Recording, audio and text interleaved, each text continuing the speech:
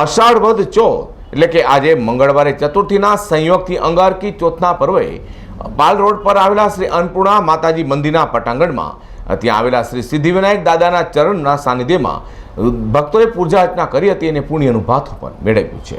પાલ ખાતે આવેલા શ્રી અન્નપૂર્ણા માતાજી મંદિરના પટાંગણમાં આવેલા શ્રી સિદ્ધિવિનાયક દાદાના ચરણમાં અષાઢ વદ ચોથને મંગળવારે આજે ચતુર્થીના સંયોગથી અંગારકી ચોથના પર્વે વેદ પંડિતો દ્વારા પાઠાત્મક તથા અભિષેકાત્મક પૂજનનું આયોજન કરવામાં આવ્યું હતું, જેમાં શ્રી સિદ્ધિવિનાયક દાદાનું કેસર સ્નાન, જળ અને પંચામૃત વિવિધ તીર્થોના જળથી અભિષેક પૂજન કરાયું હતું તથા મહાઆરતી સાંજે કરાઈ હતી, જેમાં ભાવિક ભક્તોને દર્શનનો લાભ લીધો છે। મારું નામ અંબિકા પ્રસાદ અગ્નિહોત્રી।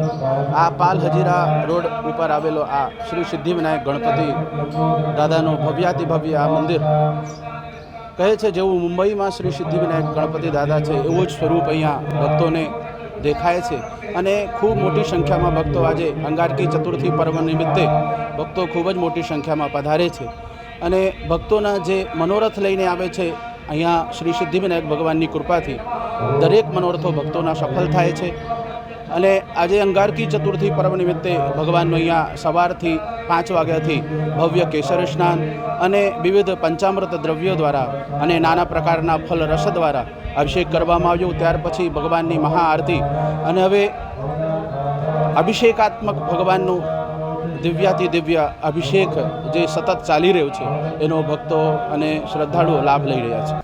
મંગળવાર અને ચતુર્થીના સંયોગથી અંગારકી ચોથના વ્રતથી અનેક પુણ્ય પ્રાપ્ત થાય છે।